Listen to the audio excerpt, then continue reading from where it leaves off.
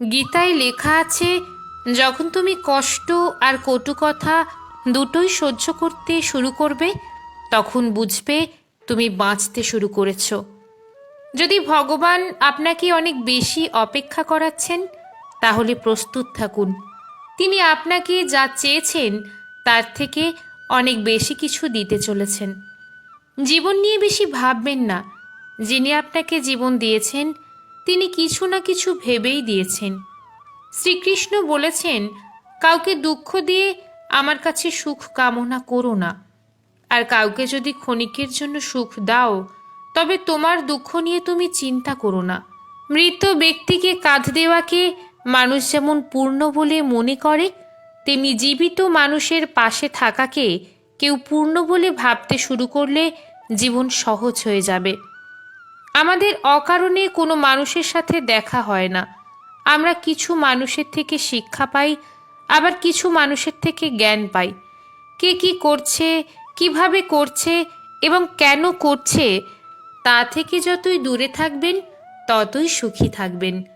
আপনি হাসতে থাকলে পৃথিবী আপনার সাথে থাকবে, নইলে চোখের জল তো চোখেই ঠাঁই পায় না। যদি কেউ আপনার ভালো কাজকে সন্দেহ করে, তাহলে কষ্ট পাবেন না, কারণ সন্দেহ সর্বদা স্বর্ণের বিশুদ্ধতার উপরই করা হয়, কয়লার কালো দাগের উপর নয়। মনের শান্তি জীবনের সবথেকে বড় উপার্জন। উপদেশ, সঙ্গ এবং সময় কাউকে না চাইতে দিলে লোকেরা প্রায়ই সেগুলোকে সস্তা বলে ভাবতে শুরু করে। একজন মানুষ সে যত শান্ত, সে তত গভীরভাবে বুদ্ধিমত্তা ব্যবহার করতে পারবেন। যেমন পাতা না ঝরলে গাছে নতুন পাতা আসে না, তেমনি কষ্ট ও সংগ্রাম ছাড়া ভালো দিনও আসে না। যে ব্যক্তি অল্পতেই খুশি, তার কাছে সবচেয়ে বেশি খুশি আসে। যতক্ষণ আপনি ভয় পাবেন, ততক্ষণ আপনার জীবনের সব সিদ্ধান্ত লোকেরাই নিয়ে নেবে। যারা আপনাকে সময় দেয়, তাদের প্রতি সর্বদা অনুগত ও ঋণী থাকবেন। জীবনে অহংকার করো না, কারণ ভাগ্য সবসময় বদলায়। যেমনটি আয়না একই থাকে, শুধু প্রতিচ্ছবি বদলায়। শান্তিপ্রিয় মানুষ সুখে তাদের জীবনযাপন করে, তাদের উপর জয় বা পরাজয়ের কোনো প্রভাব পড়ে না।